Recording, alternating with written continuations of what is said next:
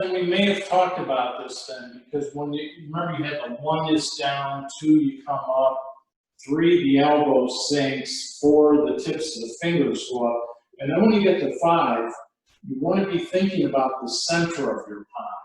So when you're doing this split, you're not using your eyes, you're using the center of the palm as if it was your eye. And the way he described it was you look out of the center of the palm, and that's, you know, this is literally your eye. So you're not using your physical eyes, you're using this point in the center of the palm. So taking that to the brush knee twist step, then it would be the same type of thing. You'd be, you know, you'd be going out and to do brush knee, you'd be doing your 1 where you go down, 2 you come up, 3 you're going into like a hands attaching, 4 you would go back, and then 5 is where, you know, you would sink down to do it. And then that's where your awareness goes to the center of your palm. And you're using that as your eye, and you're looking with the center of your palm.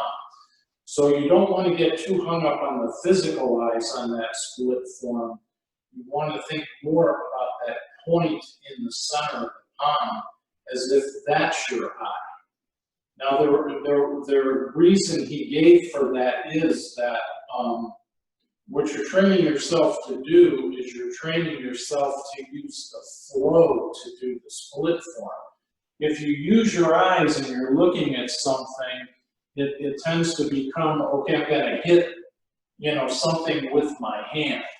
And the way he put it was, if you hit your opponent with your hand, your opponent's not going to be afraid of you because there's no power there. But if you're using this, you're bringing all that, you're focusing on that energy and that power when you're doing the split form. So the eyes aren't really what you want to be focusing on that. What you want to be focusing on is the center of your palm. So also, while you're doing your Dan Qian is doing the twist, and so it seems to me that even though you focus on that, your head has still got to stay on your shoulders. That it would be rather than your head stay forward. I'm having a hard time with my head in this form. I don't know why. Well, that's why you don't want to think too much about the eyes. When you're doing this, think of, you're doing the same thing here that you did on your arrow and bow twist. So in other words, you want your center line and the tip of your nose to stay together. So in other words, when you're back here, you're kind of looking that way, and then as you come forward, all of this turns together. You're not keeping your head straight ahead. Your head is attached to all of this. So when you're back here and then you turn, so your eyes, you know, in terms of looking, is you're following your torso. You're staying lined up with this right here, exactly the same way you did on your arrow and bow twist form. So you're not keeping your head locked straight forward. It's turning with the torso. Sit with my eyes closed, and my eyes closed, I felt fine, and I realized that my head was staying part of my torso. So that's good. That solves that question. And yeah, that was good. See, because if you keep your head forward, for one thing, it's going to kind of pinch your neck.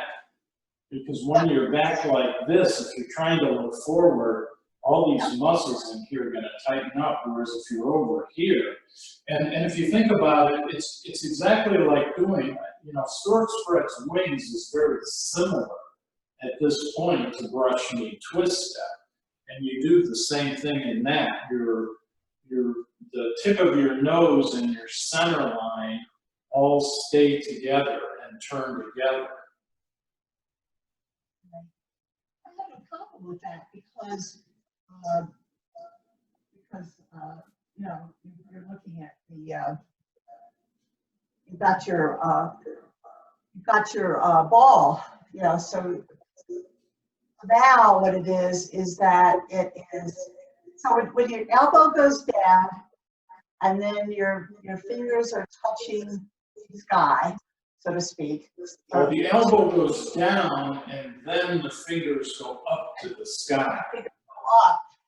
And then you feel, then it all comes into the point. The awareness comes into that center point in the palm.